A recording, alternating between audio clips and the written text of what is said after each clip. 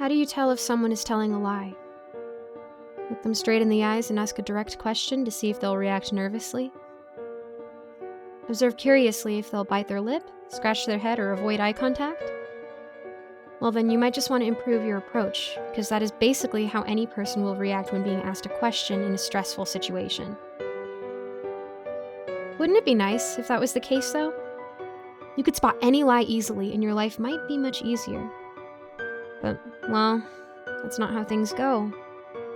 Nervousness is not a reliable indicator for a lie. Quite the opposite, actually. I doubt that you'll find yourself in a situation quite as unique as mine, but just in case you do, I have a few points you could pay attention to. Look a liar deep in the eyes. Focus and ask your question, if feasible. Now focus on their eyes and check out their pupils. If they lied, then their pupils probably dilated. Fabricating some fairy tale takes a lot of mental effort after all. Did you ever spot that before? Brilliant, you must be very detail-oriented. Now you might not be able to get as close, or maybe you missed the growing pupils. Instead, you could focus on the length of their answer. More words make us think that someone is a liar because, well, they might be babbling random information, but in reality, lies are often shorter than truths. You may have guessed it already. This is also because making up information takes a lot of effort. We are some really lazy people. Oh, and this one is interesting. When lying, people tend to lift their head up. Very subtle. But could be meaningful, so closely watch someone's chin. When you grow up in a place as strange as the community of the Follies, then spotting a lie can be crucial for survival. Well, or if you hate pear juice. But absolutely nobody in Folster hated pear juice. Our village was actually quite famous for it. If you ever had a sip of Follies pear juice, you'll never want to drink anything else. It is sweet, just a tiny bit sour, and most importantly, you can taste the love of the Follies that work hard for each and every bottle of the luscious nectar. Our village is surrounded by beautiful pear trees, and everyone who grew up here helped out with the juice as well as they could. Some would harvest the pears, some would take care of the juice, some would bottle it all up, and others would take care of the sales. I was assigned to one of the best tasks, in my opinion. We don't mass produce here. Every bottle is carefully and individually crafted, meaning that they all receive an original drawing on the bottle just underneath the Follies Peculiar Pear Juice logo that I or one of the other artists made. Now, we might sound like a very productive community to you, but none of this would have even been possible without one person in particular. The wonderfully charismatic and aesthetic Connor Ashrow, as everyone would always say. He was the one who brought the pear juice business to Folster and improved everyone's lives significantly. Or maybe the pears were always here and he just showed the people how to get the best of them? I can't tell you for sure, as everyone I met in our village told me a different story about the rise of the peculiar pear business of Folster. Connor Ashrow came to Folster just a year before I was born. My mother, Kristen, told me. Back then, things weren't going well for the people here. Most of them, if not all, weren't doing particularly well in life, and the start of the pear business gave them a new sense of meaning. A change they'd been longing for.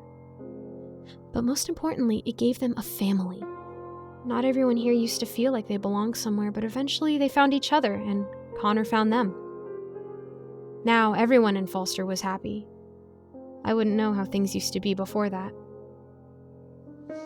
I spent my childhood and most of my adolescence there. I probably should have left the village from time to time, at least once. To find my own meaning in life, or at least to visit places outside of Folster. There was supposed to be some town nearby with a terrific candy shop, and another town that had been completely renovated lately. That's where some of our juice was sold. But I didn't. I always stayed in Folster. To me, this was exactly how life was supposed to be. We didn't need much, just each other and our pears. I assume I was about 15 when my positive outlook on life shifted a little. I started to feel different, discover new emotions. I stopped enjoying the regular activities. I didn't enjoy any of the food that we cooked, and Pears started to disgust me. It didn't come out of nowhere, though. Analyzing my behavior now in a logical manner gave me the answer. My heart had been broken for the first time. For months, hell, years, I had a massive crush on one of the boys in my drawing class. Dylan. His eyes were just as green as mine, and he was a terrific artist. He was funny and thoughtful, and I enjoyed every moment around him. We'd meet up with some of the other kids in the village and play board games or tell each other stories. I never cared much for the other children, but being around Dylan just felt right. But it shouldn't have. I know that now. I always knew that I liked being around him, but I never had known what falling for someone meant. Not until he started spending more and more time with one of the other girls. I resented her, and him for liking her. That's when I started realizing what jealousy was. Eventually, I couldn't keep these new feelings in anymore, and I talked to Kristen about it. She'd always been very understanding. She told me that this was totally fine and that there was no issue with sharing. We are all one community after all. No, not simply a community, a family. But I don't want to share. I want him to love me and no one but me, I responded. Kristen gave me a sympathetic smile. I remember very well when I had similar thoughts. It was frustrating seeing all these women pregnant from the man I loved, but... She paused for a moment, and I swear her pupils became huge. It was rewarding. Wait, what do you mean pregnant? How much did you share? I shrieked. Kristen laughed. You don't believe that the most lovable man in Folster is only your father, right? That would be very selfish of you. My crush quickly evaporated after that conversation, and I discovered the feelings of hate and disgust. That was the first moment of change for me. The first time that I realized that something was wrong with our village and that the people called themselves Follies. It was still my home, though, and I gained so many great memories there. Everyone was caring and nice, but at that point, there was no way I could turn off the doubt again. I didn't exactly grow up in a traditional environment, but something inside me knew that falling in love with a sibling, even if it's just a half-sibling, was not right. It felt icky. After finding out what exactly Connor Ashrow had given to Folster, no matter how charismatic and admirable everyone thought he was.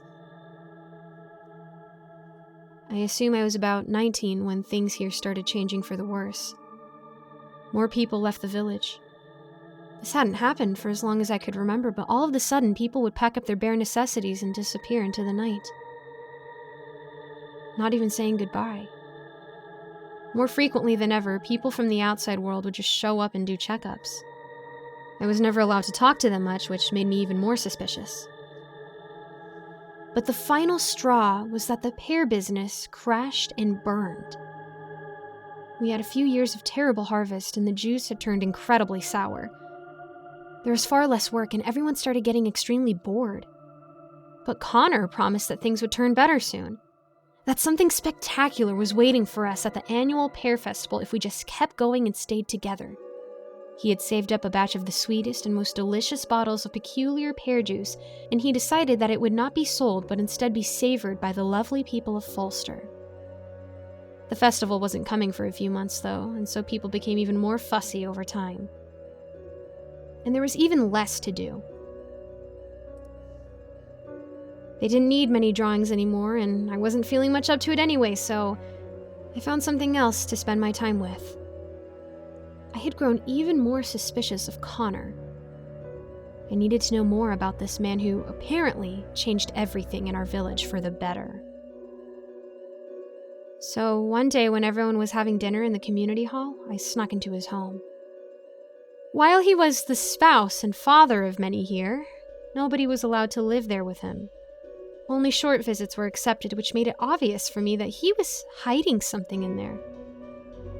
And what I found was something I could have only dreamed of. Books. Piles and piles of books. Not the type we had in our community school, but real substance. Books on history, persuasion, and politics. Information that helped me understand what the world really was. And what had been happening to us. And some helpful hints on how to analyze behavior, such as the things I told you in the beginning. I kept sneaking in regularly to gather more and more knowledge. When the day of the Pear Festival came, Connor was standing on top of a pedestal. He was talking about the future, about our community and life, how lucky we were to have each other. Brothers and sisters, finally our day has come. All of you have been patient and exemplary. Now it is time that we take the next step into our journey. Yes, life has not treated us too well lately, but that is over now.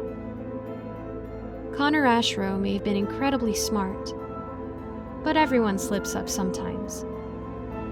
He lifted his chin proudly and continued. Drink the juice, my children, and our pears will grow and thrive. Let us toast to a bright future awaiting us. Liar. I wasn't completely sure what his lie actually meant. Just that something about what he was saying wasn't right. There was no bright future awaiting any of the Follies. I screamed and shouted for them to stop. I even managed to push the glasses of a few people off of their hands. But for the majority, it was too late. They had already finished the poison.